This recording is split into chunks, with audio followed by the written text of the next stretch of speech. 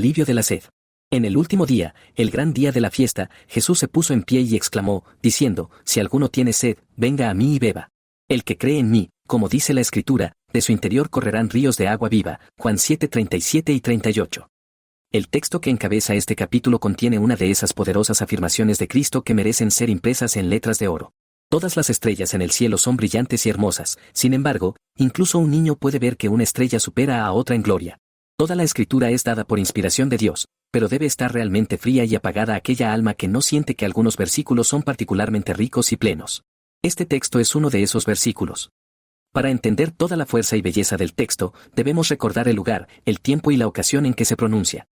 El lugar, entonces, era Jerusalén, la metrópoli del judaísmo, y el bastión de sacerdotes y escribas, fariseos y saduceos. La ocasión era la fiesta de los tabernáculos, una de esas grandes fiestas anuales a las que todo judío, si podía, subía al templo, conforme a la ley. El tiempo era el último día de la fiesta, cuando todas las ceremonias estaban llegando a su fin, cuando el agua sacada del manantial de Siloé, según la costumbre tradicional, había sido solemnemente derramada sobre el altar. Y no quedaba nada para los adoradores más que regresar a casa. En ese momento crítico, nuestro Señor Jesucristo se puso en un lugar prominente y habló a las multitudes reunidas. No tengo dudas de que leyó sus corazones. Los vio alejarse con conciencias doloridas y mentes insatisfechas, habiendo recibido nada de sus ciegos maestros, los fariseos y saduceos, y llevando consigo nada más que un recuerdo estéril de formas pomposas. Los vio y los compadeció, y clamó en voz alta, como un heraldo, si alguno tiene sed, venga a mí y beba, que esto fue todo lo que nuestro Señor dijo en esta memorable ocasión, me atrevo a dudar. Sospecho que es solo la nota clave de su discurso. Pero imagino que esta fue la primera frase que salió de sus labios, si alguno tiene sed, venga a mí. Si alguien desea agua viva y satisfactoria, venga a mí. Permítanme recordar a mis lectores, que ningún profeta o apóstol se atrevió a usar un lenguaje como este. Ven con nosotros, dijo Moisés a Hobab, Números 10:29, ven a las aguas, dice Isaías 55:1, he aquí el Cordero, dice Juan el Bautista, Juan 1:29, cree en el Señor Jesucristo, dice San Pablo, Hechos 16:31. Pero nadie, excepto Jesús de Nazaret, dijo alguna vez, ven a mí. Ese hecho es muy significativo. El que dijo, ven a mí, sabía y sentía, cuando lo dijo, que él era el Hijo eterno de Dios, el Mesías prometido, el Salvador del mundo. Hay 3 puntos en esta gran afirmación de nuestro Señor a los cuales propongo ahora dirigir nuestra atención. 1. Se supone un caso, si alguno tiene sed. 2. Se propone un remedio, venga a mí y beba. 3. Se ofrece una promesa, el que cree en mí, como dice la Escritura, de su interior correrán ríos de agua viva. Cada uno de estos puntos concierne a todos los que reciban este texto. Sobre cada uno de ellos tengo algo que decir. 1. En primer lugar, se supone un caso. Nuestro Señor dice, si alguno tiene sed. La sed corporal es notoriamente la sensación más dolorosa a la que el cuerpo mortal puede estar sujeto. Lee la historia de los miserables sufridores en el agujero negro de Calcuta, pregunta a cualquiera que haya viajado por llanuras desérticas bajo un sol tropical. Escucha lo que cualquier soldado experimentado te dirá que es la principal necesidad de los heridos en un campo de batalla. Recuerda lo que las tripulaciones de los barcos perdidos en medio del océano, agitados durante días en botes sin agua, pasan. Marca las palabras terribles del rico en la parábola, envía a Lázaro para que moje la punta de su dedo en agua y me refresque la lengua, porque estoy atormentado en esta llama. Lucas 16:24. El testimonio es invariable. No hay nada tan terrible y difícil de soportar como la sed. Pero si la sed corporal es tan dolorosa, ¿cuánto más dolorosa es la sed del alma? El sufrimiento físico no es la peor parte del castigo eterno. Es una cosa ligera, incluso en este mundo, comparado con el sufrimiento de la mente y el hombre interior. Ver el valor de nuestras almas y descubrir que están en peligro de ruina eterna, sentir la carga del pecado no perdonado y no saber a dónde recurrir para alivio, tener una conciencia enferma e incómoda y ser ignorante del remedio, descubrir que estamos muriendo a diario, y aún no preparados para encontrarnos con Dios, tener alguna visión clara de nuestra propia culpa y maldad, y aún estar en total oscuridad sobre la absolución, este es el más alto grado de dolor, el dolor que consume alma y espíritu, y penetra hasta los tuétanos. Y esta, sin duda, es la sed de la que está hablando nuestro Señor. Es la sed de perdón, absolución y paz con Dios. Es el anhelo de una conciencia realmente despierta, buscando satisfacción y sin saber dónde encontrarla, caminando por lugares secos y sin poder descansar. Esta es la sed que los judíos sintieron cuando Pedro les predicó en el día de Pentecostés. Está escrito que se sentían traspasados de corazón, y dijeron, varones hermanos, ¿qué haremos? Hechos 2:37. Esta es la sed que sintió el carcelero de Filipo, cuando despertó a la conciencia de su peligro espiritual y sintió el terremoto haciendo tambalear la prisión bajo sus pies. Está escrito que él vino temblando, y se postró ante Pablo y Silas, y los sacó afuera, diciendo, Señores, ¿qué debo hacer para ser salvo? Hechos 16:30. Esta es la sed que muchos de los grandes siervos de Dios parecen haber sentido cuando la luz comenzó a iluminar sus mentes. Agustín buscando descanso entre los maniqueos y no encontrando ninguno, Lutero buscando la verdad entre los monjes en el monasterio de Erfurt, John Bunyan agonizando en medio de dudas y conflictos en su cabaña de Elstow, George Whitefield gimiendo bajo austeridades autoimpuestas, por falta de una enseñanza clara, cuando era estudiante en Oxford. Todos han dejado constancia de su experiencia. Creo que todos supieron lo que nuestro Señor quiso decir cuando habló de la sed. Y, ciertamente, no es demasiado decir que todos nosotros deberíamos conocer algo de esta sed, aunque no tanto como Agustín, Lutero, Bunyan o Whitefield. Viviendo como vivimos en un mundo moribundo, sabiendo como sabemos, si lo confesamos, que hay un mundo más allá de la tumba, y que después de la muerte viene el juicio, sintiendo, como debemos hacerlo en nuestros mejores momentos, lo pobres, débiles, inestables y defectuosos que somos todos, y cuán inapropiados para encontrarnos con Dios, conscientes, como debemos estar en lo más profundo de nuestro corazón, de que nuestro uso del tiempo depende de nuestro lugar en la eternidad, deberíamos sentir y realizar algo como la sed por un sentido de paz con el Dios viviente. Pero, nada prueba tan concluyentemente la naturaleza caída del hombre como la falta general y común de apetito espiritual. Por dinero, por poder, por placer, por rango, por honor, por distinción, por todos estos, la gran mayoría está ahora intensamente sedienta. Para liderar esperanzas desalentadoras, para buscar oro, para asaltar una brecha, para intentar abrirse paso a través de hielo grueso hacia el Polo Norte, para todos estos objetivos no faltan aventureros y voluntarios. Feroz e incesante es la competencia por estas coronas corruptibles. Pero, en comparación, son pocos los que tienen sed de vida eterna. No es de extrañar que al hombre natural se le llame en las Escrituras muerto y dormido, ciego y sordo. No es de extrañar que se diga que necesita un nuevo nacimiento y una nueva creación. No hay síntoma más seguro de mortificación en el cuerpo que la pérdida de toda sensación. No hay señal más dolorosa de un estado insalubre del alma que la ausencia total o la sed espiritual.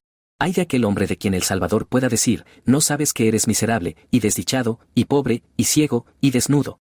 Apocalipsis 3:17. Pero, ¿quién entre los lectores de este escrito siente el peso del pecado y anhela la paz con Dios? ¿Quién realmente siente las palabras de nuestra confesión del libro de oración? He errado y me he desviado como una oveja perdida, no hay salud en mí, soy un miserable ofensor. ¿Quién entra en la plenitud de nuestro servicio de comunión, y puede decir con verdad, el recuerdo de mis pecados es gravoso, y la carga de ellos es intolerable? Tú eres el hombre que debería agradecer a Dios.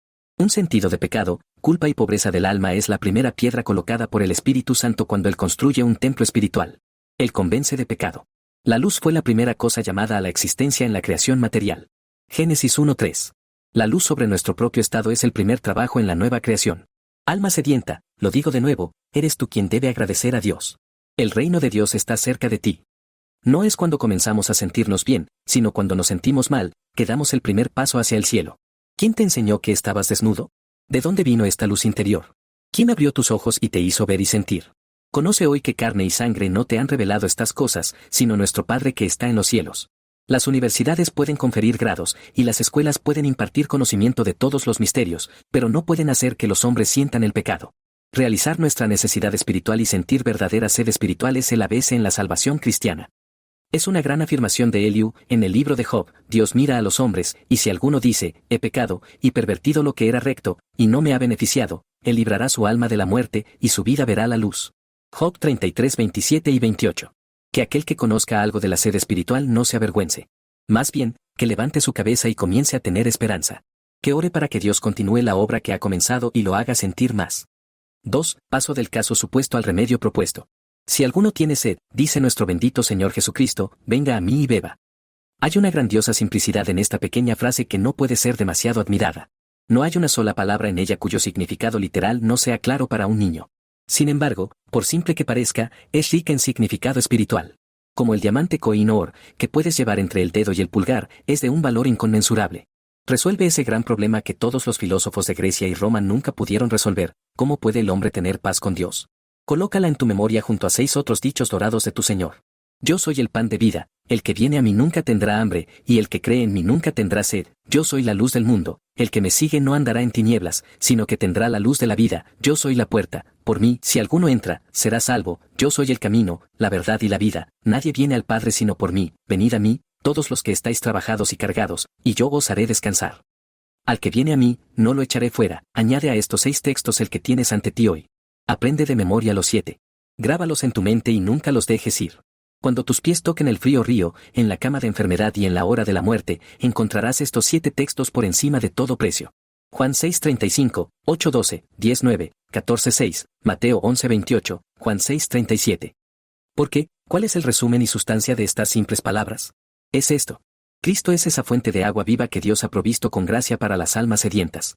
De él, como de la roca herida por Moisés, fluye un abundante arroyo para todos los que viajan a través del desierto de este mundo. En él, como nuestro Redentor y sustituto, crucificado por nuestros pecados y resucitado para nuestra justificación, hay un suministro inagotable de todo lo que los hombres pueden necesitar: perdón, absolución, misericordia, gracia, paz, descanso, alivio, consuelo y esperanza. Esta rica provisión Cristo la ha comprado para nosotros al precio de su propia sangre preciosa. Para abrir esta maravillosa fuente, sufrió por el pecado, el justo por los injustos, y cargó con nuestros pecados en su propio cuerpo en el árbol. Se hizo pecado por nosotros, que no conocía pecado, para que pudiéramos ser hechos justicia de Dios en él. Primera de Pedro 2:24, 3:18, Segunda de Corintios 5:21. Y ahora él está sellado y designado para ser el alivio de todos los que están trabajados y cargados, y el donador de agua viva a todos los que tienen sed. Es su oficio recibir pecadores. Es su placer darles perdón, vida y paz. Y las palabras del texto son una proclamación que hace a toda la humanidad: si alguno tiene sed, venga a mí y beba. La eficacia de un medicamento depende en gran medida de la forma en que se usa. La mejor receta del mejor médico es inútil si nos negamos a seguir las instrucciones que la acompañan. Permítanme la palabra de exhortación, mientras ofrezco algunas precauciones y consejos sobre la fuente de agua viva. Aquel que tiene sed y busca alivio debe acudir a Cristo mismo. No debe contentarse con acudir a su iglesia y sus ordenanzas, o a las asambleas de su pueblo para oración y alabanza. No debe detenerse siquiera en su santa mesa, ni descansar satisfecho con abrir su corazón privadamente a sus ministros ordenados. No. Aquel que se contenta con beber solo estas aguas volverá a tener sed. Juan 4:13. Debe ir más alto, más lejos, mucho más lejos que esto. Debe tener tratos personales con Cristo mismo. Todo lo demás en la religión no tiene valor sin él. El palacio del rey, los sirvientes que le acompañan, la casa de banquetes ricamente amueblada, el propio banquete, todo no es nada a menos que hablemos con el rey. Solo su mano puede quitar la carga de nuestras espaldas y hacernos sentir libres. La mano del hombre puede quitar la piedra de la tumba y mostrar al muerto, pero solo Jesús puede decir al muerto: sal y vive. Juan 11:41 al 43. Debemos tratar directamente con Cristo. De nuevo, aquel que tiene sed y busca alivio de Cristo debe realmente acudir a él. No basta con desear, hablar, pensar, entender, resolver y esperar. El infierno, esa realidad terrible, se dice verdaderamente que está pavimentado con buenas intenciones. Miles se pierden anualmente de esta manera y perecen miserablemente justo fuera del puerto. Viven con intención y propósito, mueren con intención y propósito. Oh, no, debemos levantarnos y venir. Si el hijo pródigo se hubiera contentado con decir: ¿cuántos jornaleros de mi padre tienen pan en abundancia, y yo perezco de hambre? Espero algún día volver a casa, podría haber permanecido para siempre entre los cerdos. Fue cuando se levantó y fue a su padre que su padre corrió a encontrarse con él, y dijo: traed la mejor túnica y ponedla sobre él, comamos y alegrémonos. Lucas 15:20 al 23. Al igual que él, no solo debemos venir a nosotros mismos y pensar, sino que debemos acudir realmente al sumo sacerdote, a Cristo. Debemos acudir al médico. Una vez más, aquel que tiene sed y desea venir a Cristo debe recordar que la fe simple es lo único requerido. Por supuesto, que venga con un corazón arrepentido, quebrantado y contrito, pero que no sueñe con descansar en eso para la aceptación. La fe es la única mano que puede llevar el agua viva a nuestros labios. La fe es la bisagra en la que todo gira en el asunto de nuestra justificación. Está escrito una y otra vez que todo aquel que cree no perecerá, sino que tendrá vida eterna. Juan 3:15 y 16. Al que no trabaja, pero cree en aquel que justifica al impío, su fe le es contada por justicia. Romanos 4:5. Qué simple parece este remedio para la sed. Pero qué difícil es persuadir a algunas personas para que lo reciban. Diles que hagan algo grande, que mortifiquen sus cuerpos, que hagan un peregrinaje, que den todos sus bienes para alimentar a los pobres, y así ganarse la salvación, y tratarán de hacerlo. Diles que descarten toda idea de mérito, trabajo o acción, y que vengan a Cristo como pecadores vacíos, sin nada en las manos, y, como Naamán, estarán listos para alejarse con desdén. Segunda de Reyes 5:12. La naturaleza humana siempre es la misma en todas las edades. Todavía hay personas como los judíos y algunas como los griegos. Para los judíos, Cristo crucificado sigue siendo una piedra de tropiezo, y para los griegos, locura. Su sucesión, en todo caso, nunca ha cesado. Nunca dijo nuestro Señor una palabra más verdadera que la que dijo a los orgullosos escribas en el Sanedrín: no queréis venir a mí para que tengáis vida. Juan 5:40. Pero, por simple que parezca este remedio para la sed, es la única cura para la enfermedad espiritual del hombre y el único puente de la tierra al cielo. Reyes y súbditos, predicadores y oyentes, amos y siervos, altos y bajos, ricos y pobres, sabios e ignorantes, todos deben beber de esta agua de vida, y beber de la misma manera. Durante 18 siglos los hombres han trabajado para encontrar algún otro medicamento para conciencias cansadas, pero han trabajado en vano. Miles, después de haberse quemado las manos y envejecer en la excavación de cisternas rotas que no pueden contener agua, Jeremías 2:13, se han visto obligados a regresar al viejo manantial y han confesado en sus últimos momentos que aquí, en Cristo solo, está la verdadera paz. Y por simple que pueda parecer el viejo remedio para la sed, es la raíz de la vida interior de todos los grandes siervos de Dios a lo largo de todas las épocas. ¿Qué han sido los santos y mártires en cada era de la historia de la Iglesia, sino hombres que acudieron a Cristo diariamente por fe y encontraron su carne verdadera comida y su sangre verdadera bebida? Juan 6:55, que han sido todos ellos sino hombres que vivieron la vida de fe en el Hijo de Dios y bebieron diariamente de la plenitud que hay en él, Gálatas 2:20. Aquí, en todo caso, los cristianos más verdaderos y mejores, que han dejado huella en el mundo, han estado de acuerdo en una sola cosa. Los padres santos y reformadores, los divinos anglicanos santos y puritanos, los episcopalianos santos y no conformistas, todos en sus mejores momentos han dado testimonio uniforme del valor de la fuente de vida. Separados y contenciosos como a veces pudieron haber estado en sus vidas, en sus muertes no han estado divididos. En su última lucha con el rey de los terrores, simplemente se aferraron a la cruz de Cristo y se enorgullecieron de nada más que de la preciosa sangre y la fuente abierta para todo pecado y suciedad. Cuán agradecidos deberíamos estar de vivir en una tierra donde se conoce el gran remedio para la sed espiritual, en una tierra de Biblias abiertas, evangelio predicado y abundantes medios de gracia, en una tierra donde la eficacia del sacrificio de Cristo todavía se proclama, con mayor o menor plenitud, en 20.000 púlpitos cada domingo. No nos damos cuenta del valor de nuestros privilegios. La familiaridad con el maná nos hace pensar en el justo como Israel detestaba el pan ligero en el desierto. Números 21:5. Pero mira las páginas de un filósofo pagano como el incomparable Platón, y ve cómo buscó la luz como alguien con los ojos vendados, y se cansó en encontrar la puerta. La más humilde campesina que comprende las 4 palabras consoladoras de nuestro hermoso servicio de comunión en el libro de oración sabe más del camino de paz con Dios que el sabio ateniense. Mira los relatos que viajeros y misioneros confiables dan sobre el estado de los paganos que nunca han oído el Evangelio. Lee sobre los sacrificios humanos en África y los horribles tormentos autoimpuestos de los devotos de Indostán, y recuerda que todos ellos son el resultado de una sed insaciable y un deseo ciego e insatisfecho de acercarse a Dios. Y luego aprende a ser agradecido de que tu suerte esté echada en una tierra como la tuya. Ay, temo que Dios tenga una controversia con nosotros por nuestra ingratitud. Fría y muerta debe ser la corazón que puede estudiar la condición de África, China e Indostán, y no agradecer a Dios que vive en la cristiana Inglaterra. 3. En último lugar, me dirijo a la promesa ofrecida a todos los que vienen a Cristo. El que cree en mí, como ha dicho la Escritura, de su interior correrán ríos de agua viva. El tema de las promesas de la Escritura es vasto y muy interesante. Dudo que reciba la atención que merece en la actualidad. Las promesas de la Escritura de Clarke es un libro antiguo que sospecho que se estudia mucho menos ahora que en los días de nuestros padres. Pocos cristianos se dan cuenta del número, longitud, amplitud, profundidad, altura y variedad de las preciosas promesas y voluntades acumuladas en la Biblia para el beneficio y aliento especial de todos los que las usen. Sin embargo, la promesa subyace en casi todas las transacciones entre los hombres en los asuntos de esta vida. La gran mayoría de los hijos de Adán en cada país civilizado actúan cada día basándose en la fe de promesas. El trabajador del campo trabaja duro de la mañana del lunes a la noche del sábado, porque cree que al final de la semana recibirá su salario prometido. El soldado se alista en el ejército, y el marinero anota su nombre en los libros del barco en la marina, con la plena confianza de que aquellos bajo quienes sirven en algún momento futuro les darán el salario prometido. La criada más humilde de una familia trabaja día a día en sus tareas asignadas, en la creencia de que su ama le dará el salario prometido. En los negocios de las grandes ciudades, entre comerciantes, banquero y artesanos, nada podría hacerse sin una fe constante en las promesas. Todo hombre sensato sabe que los cheques, las facturas y los pagarés son los únicos medios por los cuales la inmensa mayoría de los asuntos mercantiles pueden llevarse a cabo. Los hombres de negocio se ven obligados a actuar por fe y no por vista. Creen en las promesas y esperan ser creídos a su vez. De hecho, las promesas, la fe en las promesas y las acciones que surgen de la fe en las promesas son la columna vertebral de 9/10 partes de todos los tratos de los hombres con sus semejantes en toda la cristiandad. Ahora bien, de manera similar, las promesas en la religión de la Biblia son un gran medio por el cual Dios se complace en acercarse al alma del hombre. El estudiante cuidadoso de las Escrituras no puede dejar de observar que Dios está continuamente ofreciendo incentivos al hombre para escucharle, obedecerle y servirle, y comprometiéndose a hacer grandes cosas, si el hombre solo atiende y cree. En resumen, como dice San Pedro, nos han sido dadas grandes y preciosas promesas. Segunda de Pedro 1:4.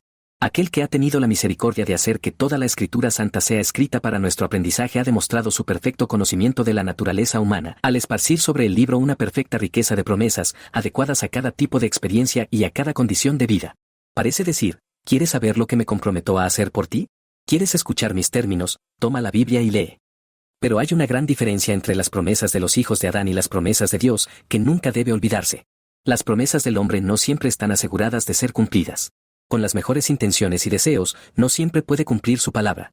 La enfermedad y la muerte pueden intervenir como un hombre armado, y llevarse a quien promete. La guerra, la peste, la hambruna, el fracaso de las cosechas o los huracanes pueden despojarlo de sus bienes y hacer imposible que cumpla sus compromisos. Las promesas de Dios, por el contrario, están destinadas a ser cumplidas. Él es omnipotente, nada puede impedir que haga lo que ha dicho. Él nunca cambia, siempre es de un solo parecer, y con él no hay variación ni sombra de cambio. Job 23:13, Santiago 1:17. Siempre mantendrá su palabra. Hay una cosa que, como una niña una vez le dijo a su maestro, para su sorpresa, Dios no puede hacer, es imposible que Dios mienta. Hebreos 6:18. Las cosas más improbables e inverosímiles, cuando Dios ha dicho que las hará, siempre se han cumplido.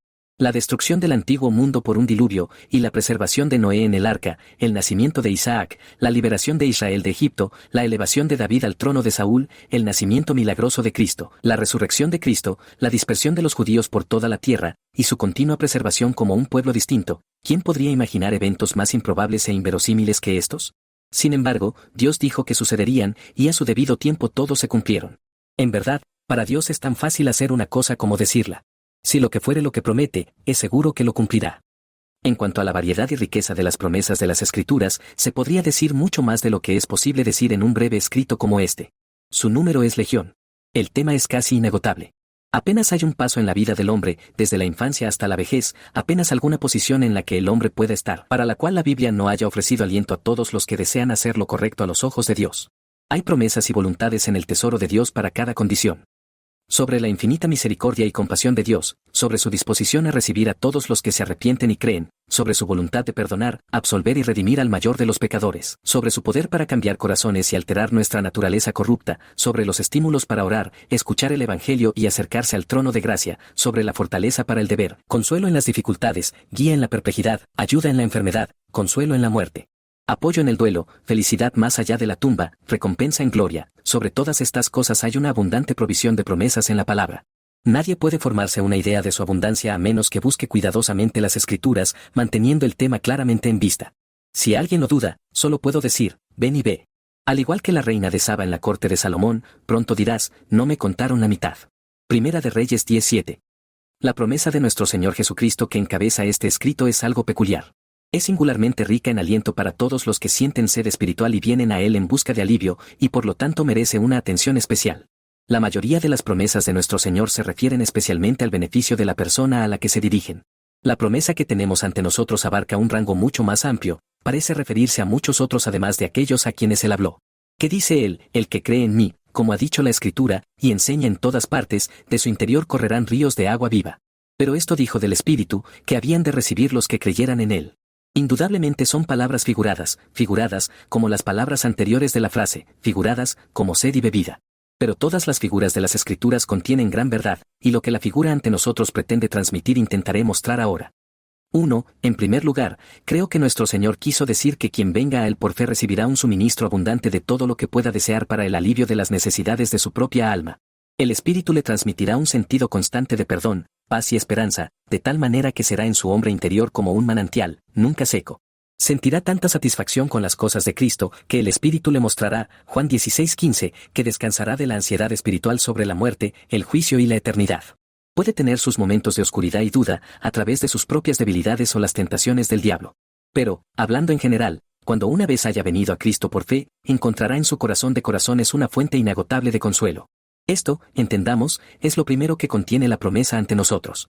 Solo ven a mí, pobre alma ansiosa, parece decir nuestro Señor, solo ven a mí, y tu ansiedad espiritual será aliviada. Colocaré en tu corazón, por el poder del Espíritu Santo, un sentido de perdón y paz, a través de mi expiación e intercesión, de manera que nunca tengas sed completamente de nuevo. Puedes tener tus dudas, temores y conflictos mientras estés en el cuerpo. Pero una vez que hayas venido a mí y me hayas tomado como tu Salvador, nunca te sentirás completamente desesperanzado. La condición de tu hombre interior será cambiada de tal manera que sentirás como si hubiera dentro de ti una fuente de agua siempre fluida. ¿Qué diremos a estas cosas? Declaro mi propia creencia de que siempre que un hombre o una mujer realmente venga a Cristo por fe, encuentra esta promesa cumplida. Puede ser que sea débil en gracia y tenga muchas dudas sobre su propia condición. Puede ser que no se atreva a decir que está convertido, justificado, santificado y apto para la herencia de los santos en luz. Pero, a pesar de todo, me atrevo a decir que el creyente más humilde y débil en Cristo tiene algo dentro de él con lo que no se separaría, aunque aún no lo comprenda plenamente. ¿Y qué es ese algo? Es precisamente ese río de agua viva que comienza a fluir en el corazón de cada hijo de Adán tan pronto como llega a Cristo y bebe. En este sentido, creo que esta maravillosa promesa de Cristo siempre se cumple. 2. Pero, ¿es esto todo lo que contiene la promesa que encabeza este escrito? En absoluto. Aún queda mucho por decir. Hay más por venir. Creo que nuestro Señor quiso que entendiéramos que quien viene a Él por fe no solo tendrá un suministro abundante de todo lo que necesita para su propia alma, sino que también se convertirá en una fuente de bendición para las almas de los demás. El Espíritu que mora en Él lo hará una fuente de bien para sus semejantes, de manera que en el último día se encontrará que de Él han fluido ríos de agua viva. Esta es una parte muy importante de la promesa de nuestro Señor y abre un tema que rara vez es comprendido y apreciado por muchos cristianos. Pero es de gran interés y merece mucha más atención de la que recibe. Creo que es una verdad de Dios. Creo que así como ningún hombre vive para sí mismo, Romanos 14:7, también ningún hombre es convertido solo para sí mismo, y que la conversión de un hombre o mujer siempre conduce, en la maravillosa providencia de Dios, a la conversión de otros. No digo ni por un momento que todos los creyentes lo sepan. Creo que es mucho más probable que muchos vivan y mueran en la fe, sin ser conscientes de que han hecho el bien a alguna alma. Pero creo que la mañana de la resurrección y el día del juicio, cuando se revele la historia secreta de todos los cristianos, demostrarán que el pleno significado de la promesa que tenemos ante nosotros nunca ha fallado. Dudo que haya un creyente que no haya sido para alguien un río de agua viva, un canal a través del cual el Espíritu ha transmitido gracia salvadora. Incluso el ladrón arrepentido, tan corto como fue su tiempo después de que se arrepintió, ha sido una fuente de bendición para miles de almas. Algunos creyentes son ríos de agua viva mientras viven. Sus palabras, su conversación, su predicación, su enseñanza, son todos medios por los cuales el agua de la vida ha fluido en los corazones de sus semejantes. Tales, por ejemplo, fueron los apóstoles, que no escribieron epístolas y solo predicaron la palabra. Tales fueron Lutero, Whitefield, Wesley, Berrich, Rowlands, y miles de otros, de los cuales no puedo hablar particularmente ahora. Algunos creyentes son ríos de agua viva cuando mueren. Su valentía al enfrentar al Rey de los terrores, su audacia en los sufrimientos más dolorosos, su fidelidad inquebrantable a la verdad de Cristo incluso en la hoguera, su paz manifiesta al borde de la tumba. Todo esto ha hecho que miles reflexionen y llevado a cientos a arrepentirse y creer. Tales, por ejemplo, fueron los mártires primitivos que los emperadores romanos persiguieron. Tales fueron Juanus y Jerónimo de Praga. Tales fueron Cranmer, Ridley, Latimer, Hooper y el noble ejército de los mártires marianos. La obra que hicieron al morir, como Sansón, fue mucho mayor que la obra realizada durante sus vidas. Algunos creyentes son ríos de agua viva mucho después de que mueren. Hacen el bien a través de sus libros y escritos en todas partes del mundo, mucho después de que las manos que sostuvieron la pluma se están desintegrando en el polvo. Tales hombres fueron Bunyan, Buster, Owen, George Herbert y Robert M. Cheney. Estos benditos siervos de Dios probablemente hacen más bien por sus libros en este momento que lo que hicieron con sus lenguas cuando estaban vivos. Estando muertos aún hablan. Hebreos 11:4. Finalmente, hay algunos creyentes que son ríos de agua viva por la belleza de su conducta y comportamiento diario. Hay muchos cristianos tranquilos, gentiles y consistentes que no hacen ostentación ni ruido en el mundo, y aún así ejercen una influencia profunda para bien en todos los que los rodean. Ellos ganan sin la palabra. Primera de Pedro 3:1. Su amor, su amabilidad, su temperamento dulce, su paciencia, su desinterés, influyen silenciosamente en un amplio círculo, y siembran semillas de reflexión y autoexamen en muchas mentes. Fue un buen testimonio de una anciana que murió en gran paz, diciendo que bajo Dios debía su salvación al señor Whitefield. No fue ningún sermón que él predicó, no fue nada de lo que él me dijo. Fue la hermosa consistencia y bondad de su vida diaria, en la casa donde se estaba alojando, cuando yo era una niña. Me dije a mí misma, si alguna vez tengo alguna religión, el Dios del señor Whitefield será mi Dios. Aprovechemos todos esta perspectiva de la promesa de nuestro Señor y nunca la olvidemos. No pienses ni por un momento que tu propia alma es la única que será salvada si vienes a Cristo por fe y lo sigues.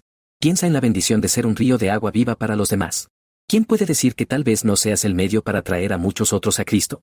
Vive, actúa, habla, ora y trabaja, manteniendo esto continuamente en vista. Conocí a una familia, compuesta por un padre, una madre y 10 hijos, en la que la verdadera religión comenzó con una de las hijas, y cuando comenzó, ella estaba sola, y el resto de la familia estaba en el mundo.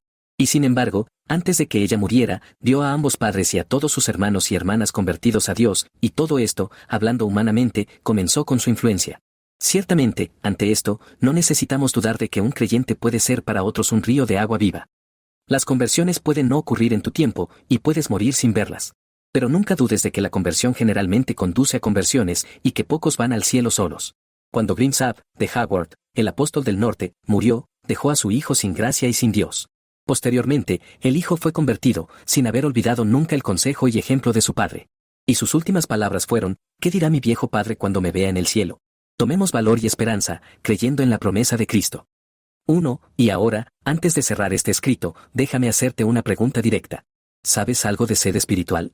¿Alguna vez has sentido algo de genuina preocupación profunda por tu alma? Temo que muchos no saben nada al respecto. He aprendido, por la dolorosa experiencia de un tercio de siglo, que la gente puede pasar años asistiendo a la casa de Dios y aún así no sentir sus pecados o desear ser salvados. Las preocupaciones de este mundo, el amor al placer, la concupiscencia de otras cosas ahogan la buena semilla cada domingo y la hacen estéril. Vienen a la iglesia con corazones tan fríos como el pavimento de piedra sobre el que caminan. Se van tan desinteresados e inmóviles como los antiguos bustos de mármol que los miran desde los monumentos en las paredes. Bien, puede ser así, pero no desesperamos de nadie mientras esté vivo. Esa gran campana en la Catedral de San Pablo, Londres, que ha dado las horas durante tantos años, rara vez es oída por muchos durante las horas laborales del día. El rugido y el estruendo del tráfico en las calles tienen un extraño poder para amortiguar su sonido y evitar que los hombres la oigan. Pero cuando el trabajo diario termina, y los escritorios están cerrados, y las puertas cerradas, y los libros guardados, y reina el silencio en la gran ciudad, el caso cambia. A medida que la antigua campana por la noche da las 11, las 12, la 1, la 2 y la 3, miles la escuchan que nunca la oyeron durante el día. Y así espero que sea con muchos en cuanto a su alma. Ahora, en la plenitud de salud y fuerza, en la prisa y el torbellino de los negocios, temo que la voz de tu conciencia a menudo esté sofocada y no puedas oírla. Pero puede llegar el día en que la gran campana de la conciencia se haga oír, te guste o no. Puede llegar el momento en que, apartado en la quietud y obligado por una enfermedad a sentarte en calma, te veas obligado a mirar dentro de ti mismo y considerar los asuntos de tu alma. Y entonces, cuando la gran campana de la conciencia despertada suene en tus oídos, espero que muchos que lean este escrito puedan oír la voz de Dios y arrepentirse, puedan aprender a tener sed y aprender a venir a Cristo en busca de alivio. Sí, le pido a Dios que te enseñe a sentir antes de que sea demasiado tarde. 2. Pero, ¿sientes algo en este momento? ¿Está despierta y activa tu conciencia? ¿Sientes sed espiritual y anhelas alivio? Entonces escucha la invitación que te traigo en el nombre de mi Maestro en este día: si alguno tiene sed, sin importar quién sea, si alguno, alto o bajo, rico o pobre, erudito o no erudito, si alguno tiene sed, venga a Cristo y beba. Escucha y acepta esa invitación sin demora. No esperes nada. No esperes a nadie. ¿Quién puede decir que no estés esperando una temporada conveniente hasta que sea demasiado tarde? La mano de un Redentor viviente está ahora extendida desde el cielo, pero puede ser retirada. La fuente está abierta ahora, pero pronto puede cerrarse para siempre. Si alguno tiene sed, venga y beba sin demora. Aunque hayas sido un gran pecador y hayas resistido advertencias, consejos y sermones, aún ven. Aunque hayas pecado contra la luz y el conocimiento, contra los consejos de un padre y las lágrimas de una madre, aunque hayas vivido años sin un día de reposo y sin oración, aún ven, no digas que no sabes cómo venir, que no entiendes qué es creer, que debes esperar más luz. ¿Diría un hombre cansado que está demasiado cansado para acostarse? ¿O un hombre que se ahoga, que no sabe cómo agarrar la mano extendida para ayudarlo? ¿O el marinero naufragado, con un bote salvavidas al lado del casco varado, que no sabe cómo subirse? Oh, desecha estas vanas excusas. Levántate y ven. La puerta no está cerrada. La fuente aún no está cerrada. El Señor Jesús te invita. Es suficiente que sientas sed y desees ser salvado. Ven, ven a Cristo sin demora. ¿Quién ha venido alguna vez a la fuente por el pecado y la ha encontrado seca? ¿Quién ha ido insatisfecho? 3. Pero, ¿has venido ya a Cristo y has encontrado alivio? Entonces ven más cerca aún. Cuanto más cercana sea tu comunión con Cristo, más consuelo sentirás. Cuanto más vivas diariamente al lado de la fuente, más sentirás en ti mismo un manantial de agua que brota para vida eterna. Juan 4:14. No solo serás bendecido tú mismo, sino que serás una fuente de bendición para otros. En este mundo malo, es posible que no sientas todo el consuelo sensible que podrías desear. Pero recuerda que no puedes tener dos cielos. La felicidad perfecta aún está por venir. El diablo aún no está atado. Hay un buen tiempo por venir para todos los que sienten sus pecados y vienen a Cristo y confían sus almas sedientas a su cuidado. Cuando Él venga de nuevo, estarán completamente satisfechos. Recordarán todo el camino por el que fueron guiados y verán la necesidad de todo lo que les ocurrió. Sobre todo, se sorprenderán de cómo pudieron vivir tanto tiempo sin Cristo y dudarán de haber venido a Él. Hay un paso en Escocia llamado Glencroe, que proporciona una hermosa ilustración de lo que el cielo será para las almas que vienen a Cristo. El camino a través de Glencroe lleva al viajero por una larga y empinada subida, con muchos pequeños giros y serpenteos en su curso. Pero cuando se alcanza la cima del paso, se ve una piedra al borde del camino con estas simples palabras inscritas: descansa y da gracias. Esas palabras describen los sentimientos con los que cada sediento que venga a Cristo entrará al cielo. La cima del camino estrecho será finalmente nuestra. Cesaremos de nuestras cansadas jornadas y nos sentaremos en el reino de Dios. Miraremos hacia atrás en todo el camino de nuestras vidas con gratitud, y veremos la perfecta sabiduría de cada paso en la empinada subida por la que fuimos guiados. Olvidaremos el esfuerzo del viaje ascendente en el glorioso descanso. Aquí, en este mundo, nuestro sentido de descanso en Cristo es a lo sumo débil y parcial, apenas parece que a veces saboreamos completamente el agua viva. Pero cuando venga lo perfecto, entonces lo imperfecto será hecho a un lado. Cuando despiertes a su semejanza serás saciado. Salmo 17:15. Beberemos del río de sus placeres y no tendremos más sed.